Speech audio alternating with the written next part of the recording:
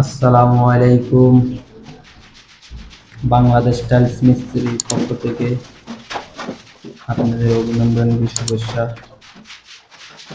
আজকে আমরা কিচিং রুমের সিং ফিটিং করে দেখাবো আপনাদের।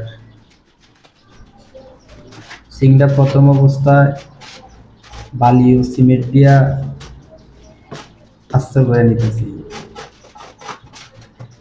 পুরোটা জায়গায় সিমেন্ট চারপাশ বালি মেরে রাখতেছি। সিমেন্টটা একটু কড়া দিবেন।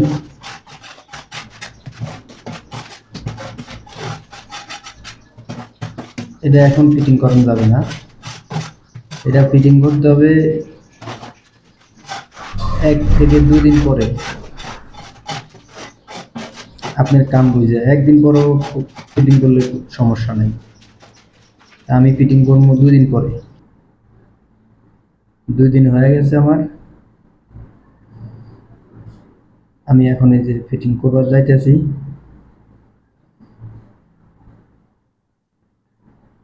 এখন সিং হলো ভাইজা গেছে, এখন গ্যান্ডিং মেশিন দিয়ে কাটতেছি আমি।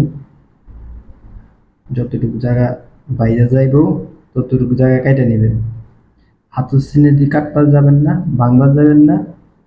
হাতুর সিনে দিয়ে ভাঙলে এই ডালাইটা খুলে পড়ে যাওয়ার সম্ভাবনা থাকে। আর গ্যান্ডিং মেশিন দিয়ে যদি কাটেন আপনি, তাহলে এটা আর ভাঙার সম্ভাবনা থাকে না, কোনো রিস্ক থাকে না। তো সিংটা বেশিরভাগ জায়গায় ঢাকা সিটিতে, ঢাকা শহরে প্লাম্বার মিস্ত্রিরা লাগায়। তো আমি আবার থাকি হলো দোহার-নবাবগঞ্জ, ঢাকায় এক আসন পড়ছে এই জায়গায়। এই ঢাকা এক আসনে মনে করেন যে টাইলস মিস্ত্রি এটা লাগায়। তো গ্যারাডিন মাইরা নিবেন কাজ করার সময়। গ্যারাডিন মাইরা নিছি আমি, এখন বালি সিমেন্ট দিয়ে দিছি। এখন সিং বসাবো। সিংটা বসাইতেছি, সুন্দর মতো সিংটা বসাবেন। তবে